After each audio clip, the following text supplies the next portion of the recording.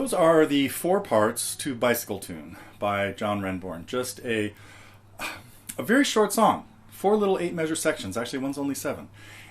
But each one is really precise and pretty difficult. So we're going to take a look at each of the parts. We're going to treat each one like a separate song. So I really would encourage you getting down section A pretty comfortably. There's a lot of little details in every section that that can kind of get swept under the rug if you work on too much of it at a time. So in any case, this was on his album The Hermit, 1976. I don't have the album here. I've got a cool autographed copy of it that he signed right here in my house. I was really fortunate to end up knowing John very well. So it's shown up in various books. If you've ever seen maybe this one, John Renbourn's solo guitar pieces. So I was consulting that as putting this together. But what we're going to do in this lesson is take a very detailed look at each section, each measure, with all of the things that we're trying to bring out in there. There's a lot of really subtle musical things that happen in this. So I'll play through at the beginning of each segment. I will play through the section really slowly, close up on the hands, and then we'll kind of walk through each measure. So here we go, John Renbourn's Bicycle Tune.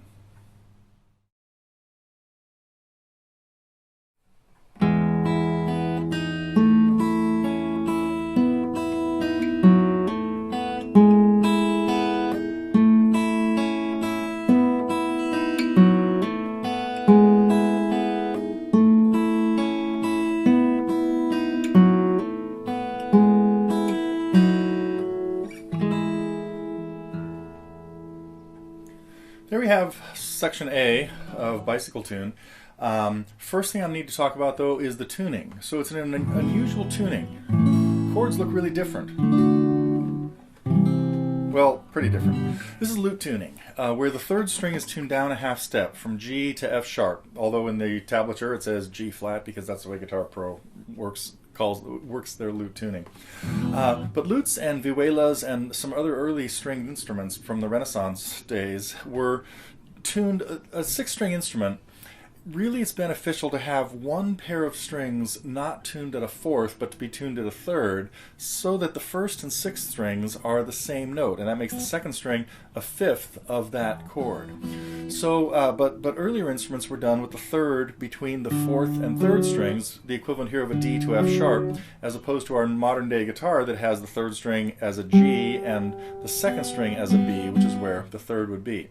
So by having the 3rd string a half step lower, it makes a chord like E, instead of looking like this, the note on the 3rd string would have to be a fret higher. And so an E chord is actually played shaped like an A chord. An A chord would have to have the 3rd string half step higher. It ends up being our standard D shape. And a D chord would have to have the 3rd string higher. It ends up looking like an E shape up on the second and 3rd frets. A G chord would have to have your first finger in there. But anyway, so lute tuning uses a lot of chord shapes, but they end up being a little bit unusual. Now, we don't have too many chords really happening in this tune, but it does allow you to get a hammer-on from F sharp to G sharp, which is a different kind of hammer-on than you get in standard tuning, which would be bluesy. Instead, we have the F sharp to G sharp. Okay, but let's talk about section A.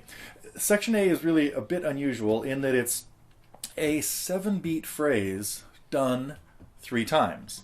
So by the time we get through it the 3rd time, we're halfway through the measure. I guess it's actually done 3.5 times. And so right hand is pretty important here. You could do it all with 2 fingers and your thumb. I like to play, you would start with your, and on your left hand, I guess I'll go through both hands.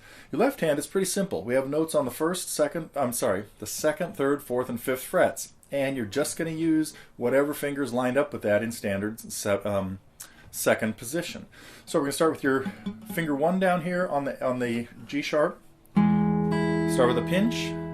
And then we have 2 notes in a row for the only time in the little sequence, 2 notes in a row on the same string.